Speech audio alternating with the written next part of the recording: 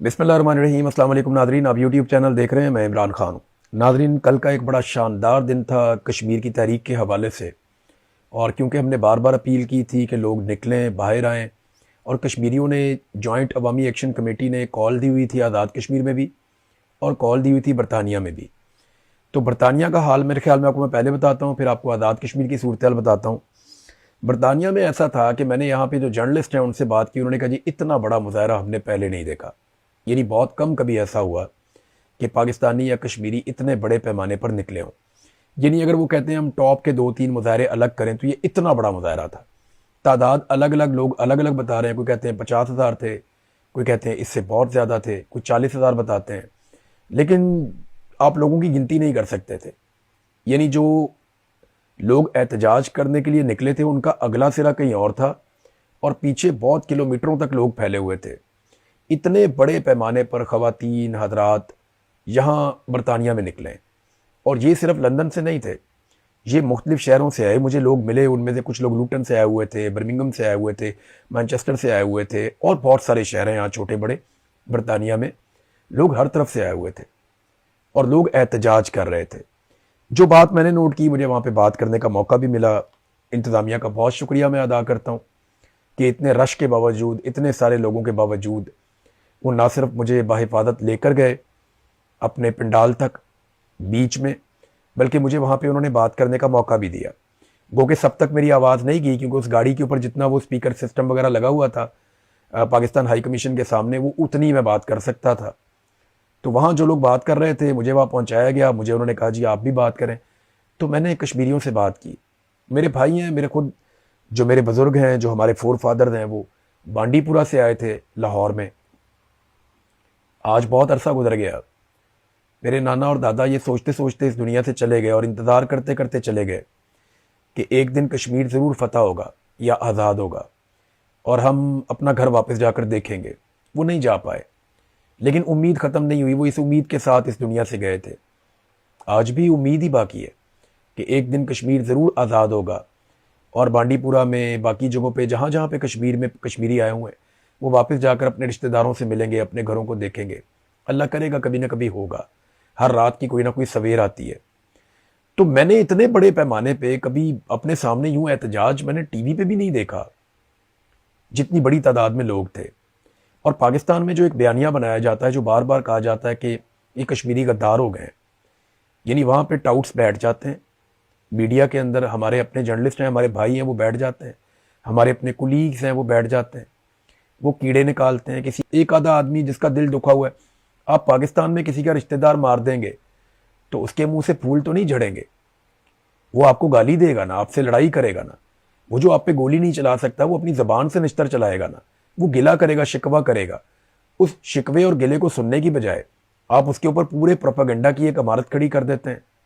मैं कश्मीरियों के सेंटर में गया, मैं उनके बीच में खड़ा हुआ, मैंने वहां पे कश्मीर जिंदाबाद का नारा लगाया, उन सब ने लगाया। मैंने पूछा यार हम सब गद्दार हैं? उन्होंने कहा नहीं हम गद्दार नहीं है। क्या हम दुश्मन है पाकिस्तान के? उन्होंने कहा नहीं हम पाकिस्तान के दुश्मन। मैंने उनसे पूछा, जब मैंने जोर से बोला पाकिस्तान, तो उन सब ने कहा जिंदाबाद।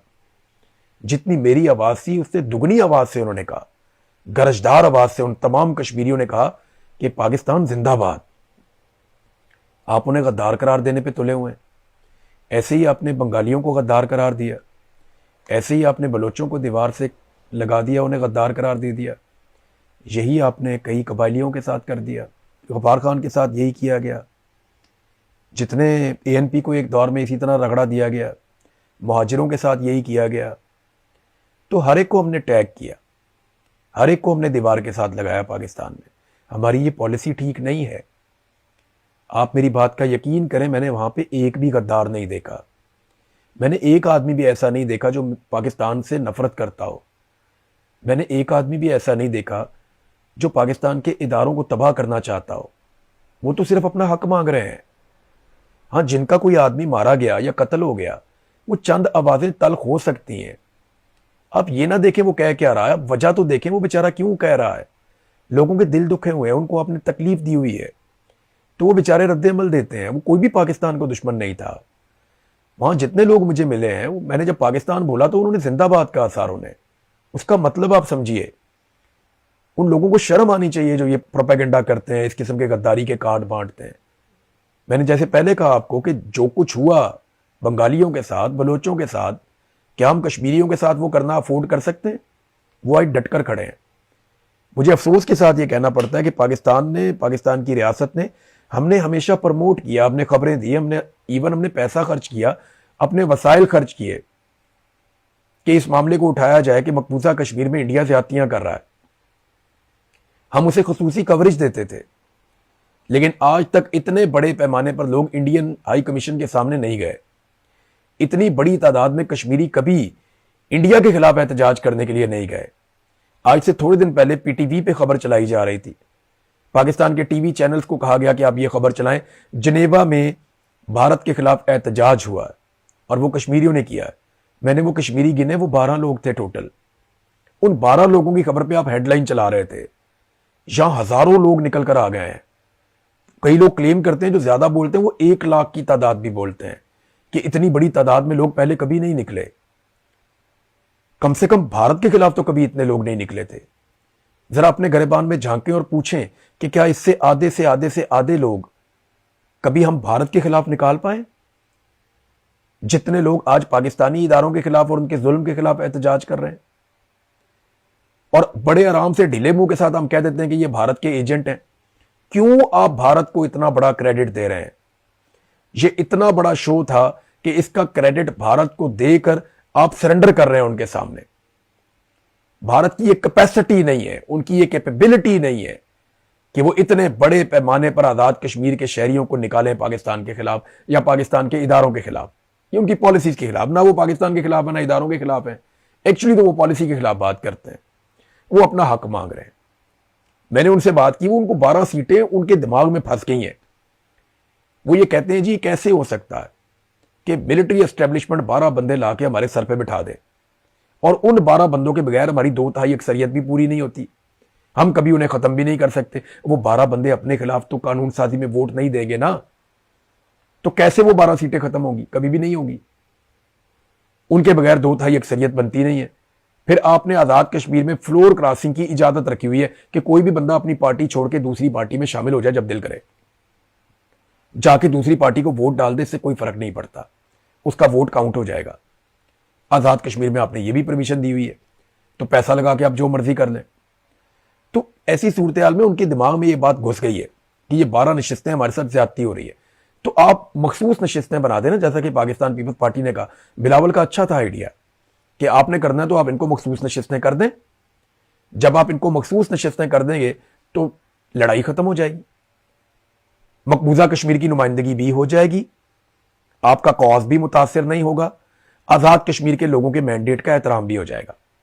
لیکن اس میں نقصان صرف یہ ہے کہ پاکستان کی اسٹیبلشمنٹ کا آزاد کشمیر کی حکومت کے اوپر کنٹرول کمزور ہو جائے گا, اور وہ چاہتے ہیں پاکستان پہ کنٹرول, پورا کنٹرول, کہ گلگت بلتستان بھی کنٹرول میں ہو, آزاد کشمیر بھی کنٹرول میں ہو, پاکستان کی کمزور سرکار بنائی جائے وہ بھی ہمارے کنٹرول میں ہو. عمران خان کو جان بوجھ پہ بیساکھیوں پہ کھڑا کیا, آج کی حکومت کو جان بوجھ کر بیساکھیوں پہ کھڑا کیا, نواز شریف کو لاسٹک کی شلوار پہنا دی. یعنی اب کیا ضرورت تھی اس کی؟ نواز شریف کو آپ کہتے جی آپ الیکشن ہار گئے, گھر میں جائیں, اس کی بھی عزت باقی رہ جاتی. 3 دفعہ کے وزیر اعظم کو رول کے رکھ دیا, یعنی وہ دونوں جگہ سے الیکشن ہارا, اگر اس کی ہار ہو جاتی نا تو شاید اس کی عزت بچ جاتی. اس کو زبردستی غلط الیکشن جتوا کے, اور جس طرح اس کو کیا اس کی عزت کے ساتھ کھیل گئے پکڑ کے, اور میاں صاحب کو بھی سمجھ نہیں آئی ان کے ساتھ کیا ہوا. 3 دفعہ کا وزیر اعظم, یہ انجام نہیں ہونا چاہیے تھا. آج کشمیری مجھے روک روک کے یقین دلا رہے تھے, مجھے وہاں پہ شوکت نواز میر صاحب کے بھائی بھی ملے, ان کی آنکھوں میں نے درد محسوس کیا, میں نے انہیں یقین دلایا. میں نے کہا نہ میں غدار ہوں, نہ آپ غدار ہیں, نہ آپ کا بھائی غدار ہے, یقین کریں ہم اس میں سے نکل جائیں گے, اللہ تعالیٰ بہتر کرے گا, ہم کوشش کریں گے. ایک بے بسی میں نے دیکھی ہے, ریاست کیا کر رہی ہے, اسے اغوا کیا ہوا بتا ہی نہیں رہے کہاں پہ. ویڈیوز آ چکی ہیں کہ اس کو پکڑ کے لے کر گئے لا انفورسمنٹ والے, کوئی مانتا ہی نہیں ہے, کسی عدالت میں اسے پیش ہی نہیں کیا گیا. یہ کہاں کا انصاف ہے, کہاں کا قانون ہے؟ ابھی یہ معاملہ برطانوی پارلیمنٹ میں چلا جائے گا, یہاں پہ ابھی پٹیشن دائر کر دیں, وہ اس کے اوپر 10,000 دستخط کرنا کشمیریوں کے لیے کون سا مسئلہ ہے؟ آج جو 50,000 بندہ باہر لے کر آ گئے ہیں وہ 10,000 دستخط کر دیں گے, 2 دنوں میں کر دیں گے, 10 دن میں کر دیں گے, پھر وہ پارلیمنٹ کے اندر ڈسکس ہوگا یہاں پہ, پھر آپ کیا کریں گے؟ تو پاکستان کو مزید شرمندہ مت کریں, پاکستان کو رول آف لا کے مطابق چلائیں, قانون کی حکمرانی ہونی چاہیے. اب جائیں ذرا پاکستان میں وہاں کیا ہوا. آزاد کشمیر کے ہر ضلع کے اندر ہڑتال ہوئی ہے, ہر جگہ پہ لوگوں نے نکل کر احتجاج کیا ہے, بڑے پیمانے پر احتجاج کیا ہے, لیکن میڈیا کو رپورٹ ہی نہیں کرنے دیا گیا. سوشل میڈیا کو وہاں ویسے ہی تباہ و برباد کر دیا گیا, ہر ایک کو گھیرا ڈال لیتے ہیں.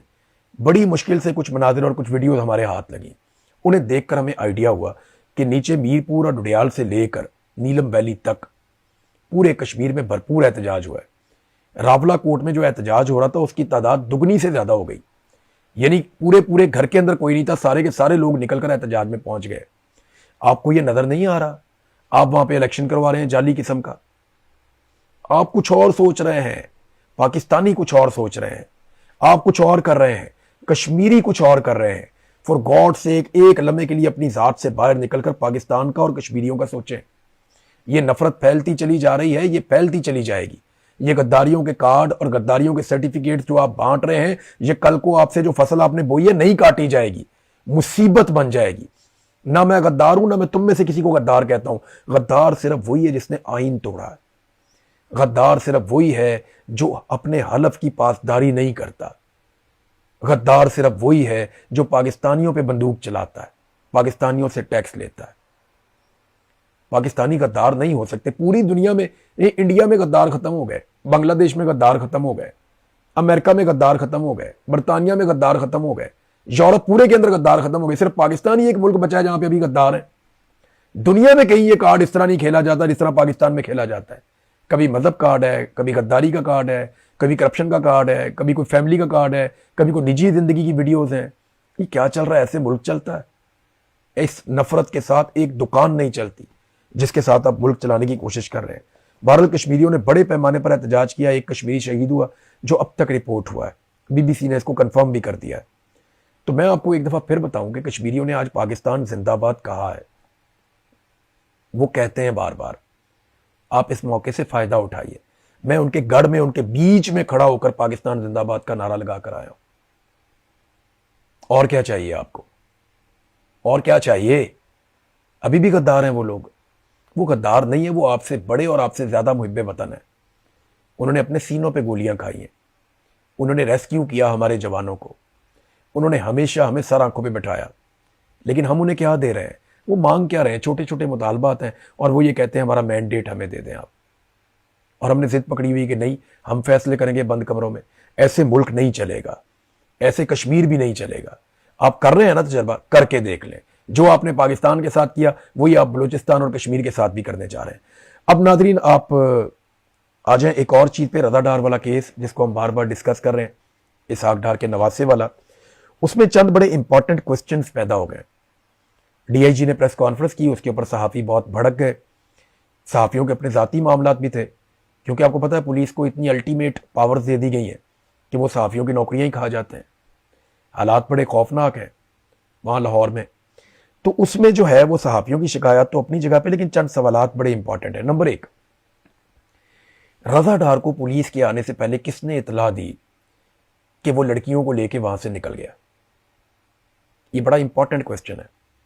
آپ رضا ڈار کا فون لیں, اس کی سی ڈی آر چیک کریں, اس کا ریکارڈ چیک کریں اور بتائیں ہمیں کہ رضا ڈار کو اس وقت وہاں سے لڑکیاں نکالنے کا مشورہ کس نے دیا, اور وہ کیوں وہاں سے لڑکیوں کو لے کر بھاگا, اور جب پولیس اس گھر میں پہنچی تو وہ گھر خالی کیوں تھا, کس نے انہیں آگاہ کیا کہ پولیس آنے والی ہے. بہت امپورٹنٹ کوسچن ہے. ابھی صرف 2 سوال اٹھا رہا ہوں, باقی سوالات ہم بعد میں کرتے رہیں گے اس پہ.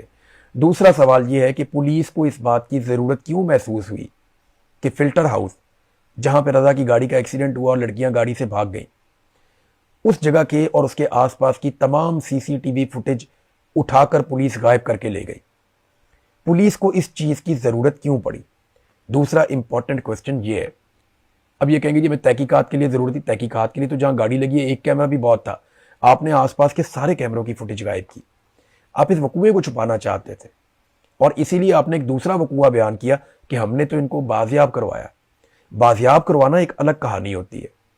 لوگوں نے آپ کو 15 پہ کال کیا, آپ وہاں پہ پہنچے اور لڑکیاں آپ کے حوالے ان پاکستانیوں نے کی جن کے سامنے وہ خود جان بچا کر آ گئی تھی. یہ بالکل ایک الگ کہانی ہے. لڑکیوں نے اپنے آپ کو خود بازیاب کروایا اور وہ ایک ایکسیڈنٹ کے نتیجے میں ہوا. ناظرین آپ کو یاد ہوگا کہ اس پہ ہم بات کرتے رہیں گے. امریکہ میں ڈاکٹروں کی ایک تنظیم تھی, انہوں نے بڑے شاندار طریقے سے ہمیشہ عمران خان صاحب کے حق کے لیے آواز اٹھائی تھی. وہ ہمیشہ یہ کہتے تھے کہ ہم آواز اٹھائیں گے, ہم زور لگائیں گے. انہوں نے بڑی کوشش کی, پاکستان میں آ کر کوشش کی, پاکستان سے باہر کوشش کی, بڑی لابنگ کی, بڑا زور لگایا, بہت بڑے بڑے احتجاج کیے, اپنی جیب سے لوگوں نے پیسہ خرچ کیا. تو بڑی کوشش کی ان اوورسیز پاکستانیوں نے, ڈاکٹرز نے, اپنا ان کی تنظیم ہے, کمال انہوں نے کام کیا تھا. ایسا لگتا ہے کہ شاید وہ لوگ تھکنا شروع ہو گئے. میری جن ڈاکٹر سے بات ہوتی ہے نا, تو وہ آج بھی وہ کاز کے ساتھ کھڑے ہیں. وہ یہ کہتے ہیں کہ پاکستان میں رول آف لا ہونا چاہیے, عمران خان کے ساتھ جو ظلم اور زیادتی ہو رہی ہے وہ ختم ہونی چاہیے. لیکن میں نے دیکھا کہ تنظیم کی جو سربراہی ہے وہاں پہ اب بہت دباؤ شاید بڑھ گیا ہے. شاید اسٹیبلشمنٹ کا اتنا دباؤ ہے کہ وہ عمران خان کا چہرہ بھی نہیں لگا پائے. ایک 92 کے ورلڈ کپ پہ عمران خان کا ایک فوٹو لگایا, لیکن ان کا بیچ میں سے چہرہ غائب کر دیا. اب یہ پریشر کی علامت ہے اور نشانی ہے. اس کے بعد جو اپنا کا پروگرام تھا اس میں انہوں نے ہر طرح کی پولیٹیکل گفتگو سے منع کر دیا. بعد میں احسن اقبال صاحب بھی ان کے مہمان بنے, وہ بھی ہم نے تصاویر اور ویڈیوز دیکھی. تو اب نہ وہاں پہ کافی ڈویژن پیدا ہو گئی. ڈاکٹرز یہ کہتے ہیں کہ وہ اپنے کاز کے ساتھ کھڑے ہیں اور وہ چاہتے ہیں کہ عمران خان کے ساتھ جو ظلم اور زیادتی ہو رہی ہے وہ بند ہو جائے. لیکن جو قیادت ہے شاید اب وہ اس کا بوجھ مزید نہیں اٹھا پا رہی, یا انہوں نے کوئی اور طریقہ سوچ لیا ہے. بہرحال اس پہ بہت زیادہ لے دے ہو رہی ہے, بہت شور مچا ہوا ہے. اب وہ اپنا آفیشیل موقف کیا دیتے ہیں یہ ہم دیکھیں گے, پھر آپ کے ساتھ شیئر کر دیں گے. ناظرین تاریخ کا سب سے بڑا جنازہ ہوا ہے آیت اللہ علی خامنئی کا. یہ دعویٰ کیا ایک امریکی صحافی نے. امریکی جرنلسٹ جو وہاں پہ گئے ہوئے تھے, ان کا نام ہے میکس بلومینٹل. انہوں نے ایک ٹویٹ کرتے ہوئے کہا کہ اگر آپ یہاں پہ نہیں ہیں نا تو آپ اس کو نہیں سمجھ سکتے. میں نے آج تاریخ کے سب سے بڑے جنازے میں شرکت کی ہے, اور انہوں نے لاکھوں لوگوں کا کلیم کیا.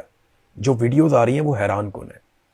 ڈونلڈ ٹرمپ بھی حیران, باقی پوری دنیا حیران ہے کہ اور میں نے آپ سے بہت پہلے یہ بات کہی تھی کہ آیت اللہ علی خامنئی کا جو نماز جنازہ ہوگا نا وہ ایران کو ایک نئی انرجی دے دے گا. اور میں نے یہ ہوتا ہوا دیکھا, جس طریقے سے انہوں نے اس کو آرگنائز کیا. ایران کو اس کا کریڈٹ چاہتا ہے ان کی گورنمنٹ کو کہ پرامن طریقے سے اتنے بڑے ایونٹ کو انہوں نے آرگنائز کیا. اس کا سادہ سادہ مطلب پتہ کیا ہے؟ حال ہی میں ہونے والی ایک انتہائی خوفناک جنگ بھی ایران کو نہ اعصابی طور پہ کمزور کر سکی ہے, نہ انتظامی نقطہ نظر سے وہ بیکار ہوئے ہیں. وہ آج بھی اس قابل ہیں, ان کے اندر آج بھی یہ ہمت ہے کہ وہ اتنی بڑی چیز کو آرگنائز کر سکتے ہیں. تو ایرانیوں نے ایک مرتبہ پھر اپنے آپ کو نہ صرف ثابت کیا بلکہ انہوں نے بتایا کہ وہ ایک قوم کی طرح ابھی بھی مقابلہ کر سکتے ہیں. اب تک کے لیے اتنا ہی. اپنا خیال رکھیے گا, اپنے اس چینل کا بھی. اللہ حافظ.